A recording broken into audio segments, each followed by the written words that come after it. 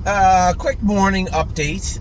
It's another really nice day here. I'm going to do some running around and then head over to Northfield after a while. I had a great conversation with Scott Ziron yesterday. He and Megan actually shipped all the horses home. I felt terrible.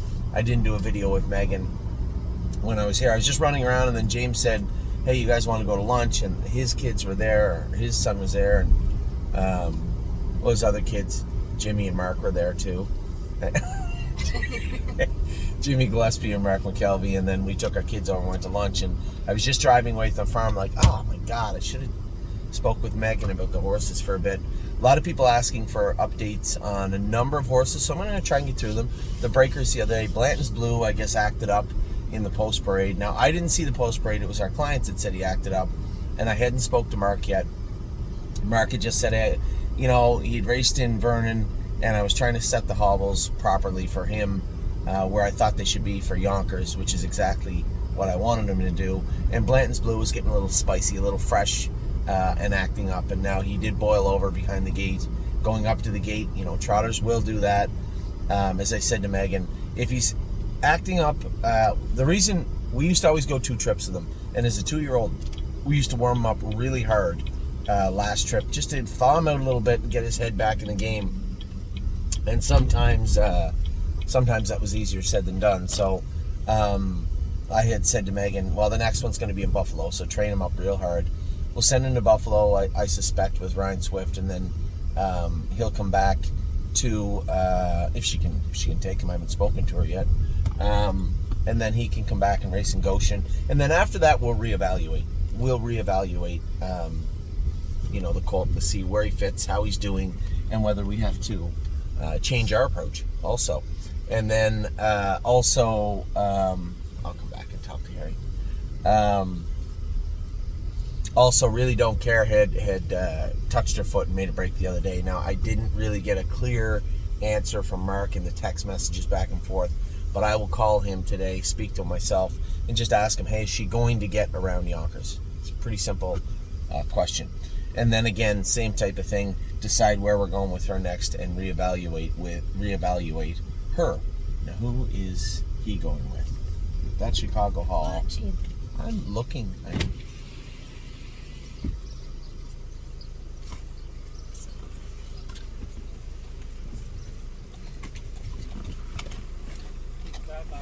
That's all right. Who's that, Greg?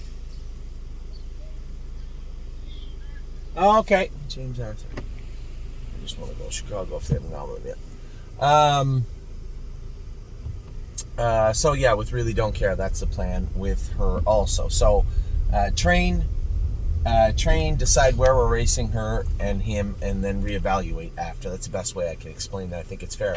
Woodmere Betcha is jogging good in PEI. I just got off the phone with Jamie Smith about 40 minutes ago. We were talking about Woodmere Betcha. She's going to be re-ultrasounded tomorrow.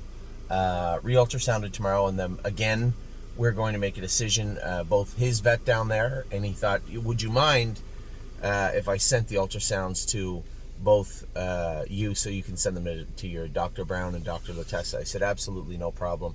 So again, we'll coordinate with that, with those ultrasounds tomorrow, and make a decision in that regard.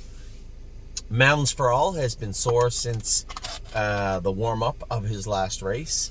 Left hind, they couldn't figure out what it was. They've done a multitude of diagnostic tests, x-rays on him, and nothing was found. Adam Rucker said he jogged him this morning, and he blew a pus pocket out of the front, which is a nasty, nasty sore spot to do it to, out of the front of his left hind foot. So he was optimistic that they are on the right track now. On the right track. As I've told you many times, there's nothing more frustrating than not knowing the injury, right? You can deal with an injury. You know what it is. You can make a plan. You can execute it and get the horse back going. But that unknown, it's a killer. And it's nice to see that, they had blocked his foot sound the other day, as I was told. And so they knew it was somewhere in the lower half of that leg, the lower part of that leg below the ankle and the pastern, which obviously below the ankle and the sesamoid, which would lead pastern foot. And again, x-ray, nothing found, not even a shadow or anything. So it pointed towards a pus pocket, but it was becoming beyond pesky, right? When you're talking what? How long is he? 8 days, 9 days, 10 days. That's beyond pesky. So glad to see it blow out today. So that's good news. Mel Gibson is in Southern Ohio.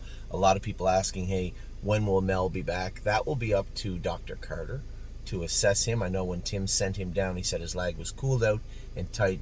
You would never know there was anything there, but there is a little something there. There was a little hole there. So can Dr. Carter help with that? Help patch Mel up? My hope is yes, but that will be up to him, and I'll let everybody know after that. Now, nothing else, right? I don't think. Are we missing anything with any of the horses? I don't think so. Yeah, you asked Leggy. Leggy had a line in her sesamoid, had a piece taken out of her sesamoid, a little tiny chip that was going to irritate her in the future. So again, we talk about how long it takes for bones to heal. But if that time frame is going to push us outside of realistically being able to race her in stake races, then we start looking at, okay, when should we have her back? When is best for her?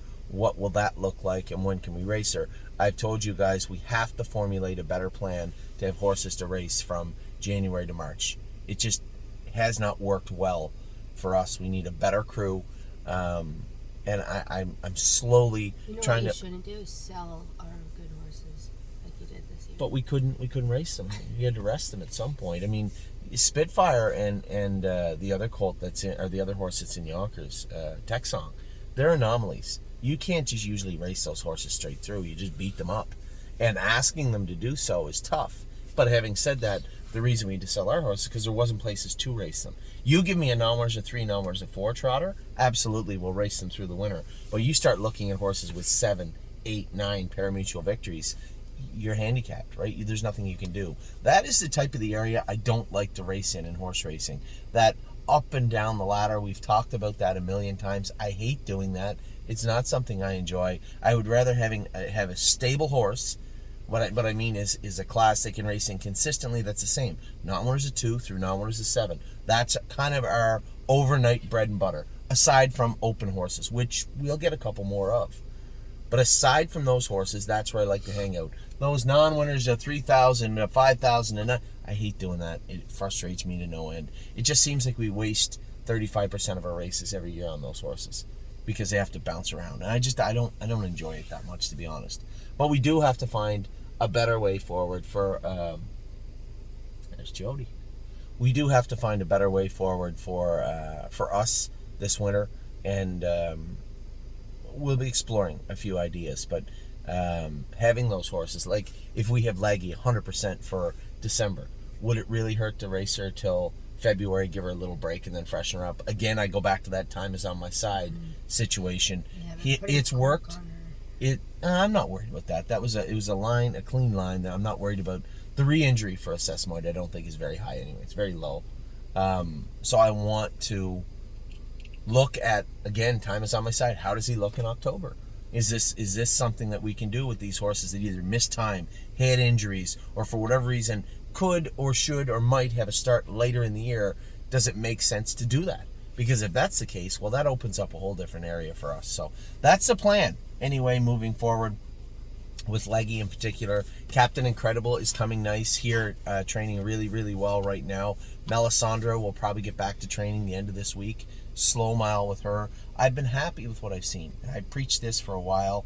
That, maybe I haven't gone back and looked at videos previous Junes. I've always been optimistic, but it just seems like there's an abundance of optimism right now surrounding our barn, and I believe it's warranted. So we'll see. As I said, I talked to Scotty. He's going to go to Oak Grove and drive the horses next Monday.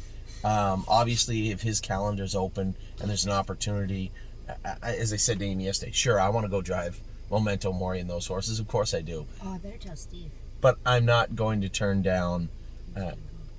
well, he's not going to go because I'm not there. He's going to go there to watch the horses.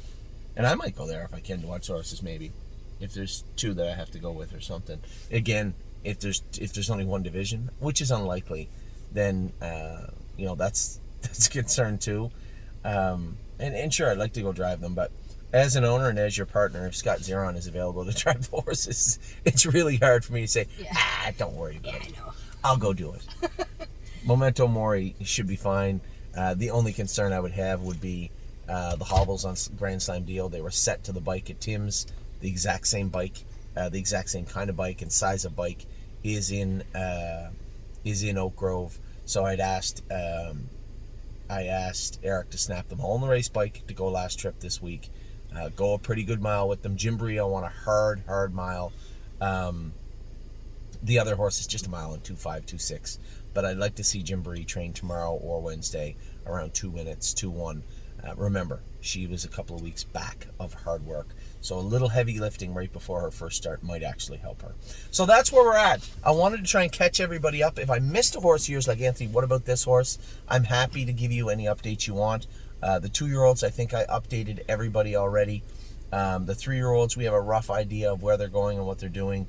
Arson is going to be coming into next week a tiny bit short. I'm not going to go out and train him in 55 right before the race just to have him, zinging tight. We have lots of things that we want Arson sharp for all summer long. And quietly off here to the side is, although he raced in the Stallion Series and was beaten in the Sire Stakes, and Time Is On My Side was beaten also, the Adios and the Jug are still quietly right there. It's been a while since, we never had, we bought Atlas Hanover to race right before the Jug, but we've never had horses that you're like, maybe, who knows? So that stuff there is also kind of taking up a little room in my little space in my head also. Just stuff like that. So every time, like this drive over to Northfield Park tonight will do me some good. It will allow me to compartmentalize a lot of things that have to take place. And as I said to some people, even Amy said, well, why don't you go to Oak Grove? I do want to watch my son play baseball. And Friday... I didn't say that. You asked why I wouldn't go to Oak Grove yesterday. Don't put words in my mouth. I did not put words in your mouth. You asked me why I wouldn't go, and I said, if Scott Zeron offers, I know I'm comfortable driving the horses, but if Scotty's going to go, I asked James. James said he might have stake races that day, and he doesn't know. He couldn't commit. But the one thing Scott did say was, if I go the first day, I want to go the whole time. I don't blame him. Yeah. But I think he was, one, making sure that, I wasn't, that there wasn't other plans for the horses, and two, letting me know I will be at Oak Grove every week, which makes my job a lot easier. And it also allows me to have some time, as I said, I want to be able to watch Oliver play as much as I can.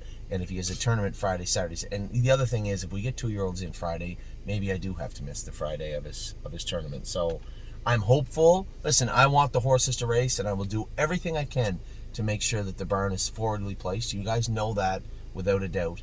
But if I can watch him play baseball, then that's what I'm going to do, because I know there's going to be parts of the summer I just can't. So with that, I'm going to let you go. Just a quick little update. It was just Adam called me, Jamie Smith called me, and I said, you know what? I just want to update everybody so everybody knows what's going on with our barn, whether you're an owner or not. What is going on with all the horses?